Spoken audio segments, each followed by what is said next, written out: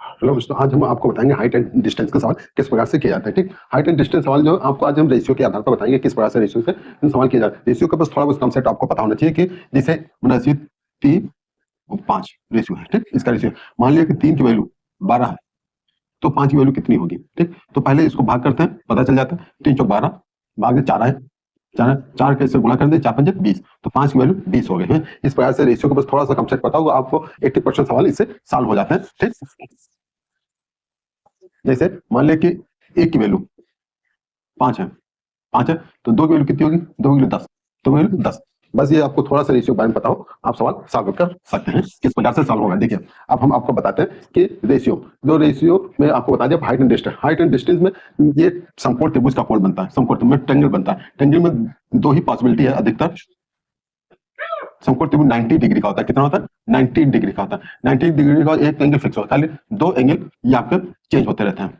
यदि ये 60 है तो 30 डिग्री का होगा। ठीक, और दूसरा यदि 45 है तो ये भी 45 डिग्री का होगा, क्योंकि ये 90 फिक्स है। ठीक, अब हमको ये पता चल गया कि ये 45 का होगा और दूसरा 30 और 60 का होगा। ठीक, तो हमको ये पता है यदि दो एंगल समान है तो साइड भी समान होगी, ये साइड बराबर होगी। 45 वाला बिल्कुल सिंपल सा है, खाली 30 वाले में आपको ध्यान देना है कि ये 30 के सामने बुझाई है और 60 के सामने बुझाई है, 90 के सामने बुझाई है। ठीक, तो आपको मैंने ये बता दिया कि 70-80% सवाल इसी से सॉल्व हो जाता है। फिर हम आपको बताते हैं ये रेशियो किस प्रकार से बना।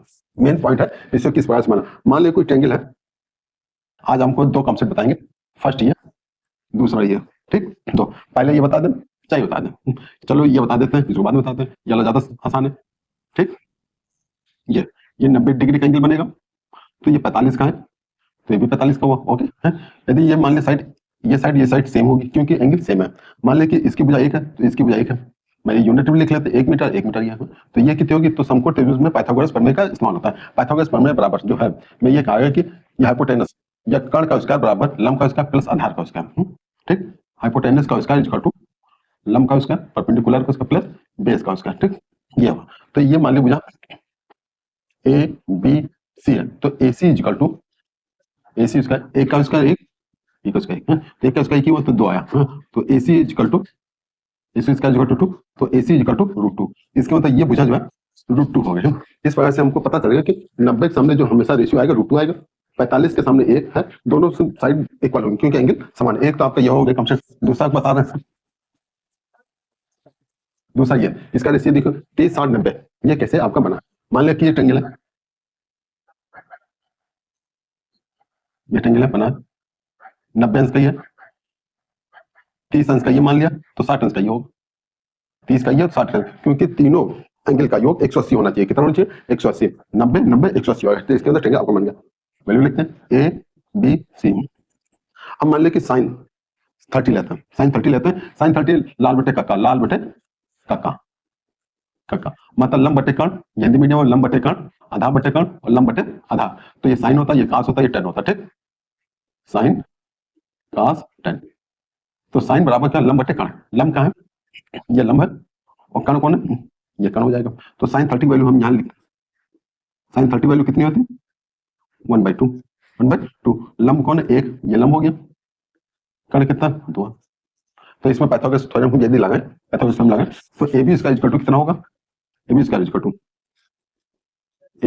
To A C square minus B C square. A C का स्क्वायर करेंगे 2 का स्क्वायर माइनस 1 का स्क्वायर, 2 का स्क्वायर 4 माइनस 1 तो 3 हो गया। इसका मतलब ए बी इक्वल टू कितना, √3। तो A B equal to √3।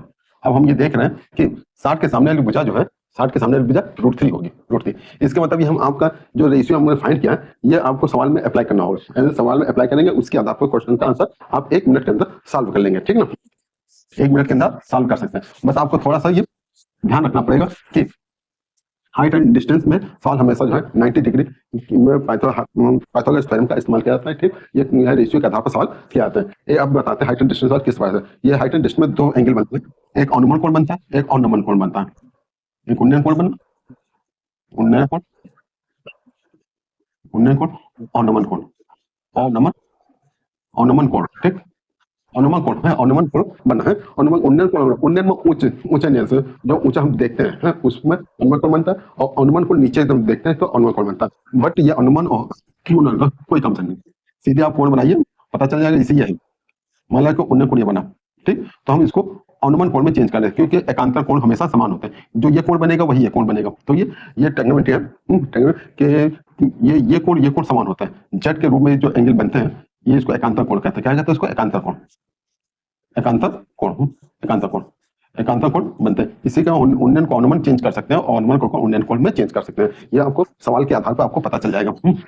Height and distance में कोई फिगर नहीं दिया होता है, आपको फिगर स्वयं बनाना होता है, ठीक है। आपको ये सेशन अच्छा लगा लाइक कीजिए, शेयर कीजिए और हमारे चैनल पर विजिट कीजिए। Maths concept by dear sir, yes, ठीक है। लाइक कीजिए, शेयर कीजिए। आपको नेक्स्ट डे आपको क्वेश्चन बताएंगे कि इसी के आधार पर क्वेश्चन किस प्रकार से सॉल्व किए जाते हैं। अधिकतर ये क्वेश्चन जो है इन्हीं दो कॉन्सेप्ट के आधार पर सॉल्व किए जा सकते हैं, ठीक है ना। ओके, इसे आपको बस ये ध्यान रखना है कि 30 के सामने वाली जो आएगा वो क्या आता है और 60 के सामने क्या आता है और 90 के सामने कौन सी साइड आती है। इसी तरह से 45 सामने क्या लिखा होता है, 90 45 सामने, इस 90 45 के लिए क्या लिखा होता है। आपको बस ये रेशियो याद करना है कि 1√3 to 1/√2। ओके, लाइक कीजिए, शेयर कीजिए। धन्यवाद। लाइक एंड सर आपसे कल मिलते हैं। ओके, धन्यवाद।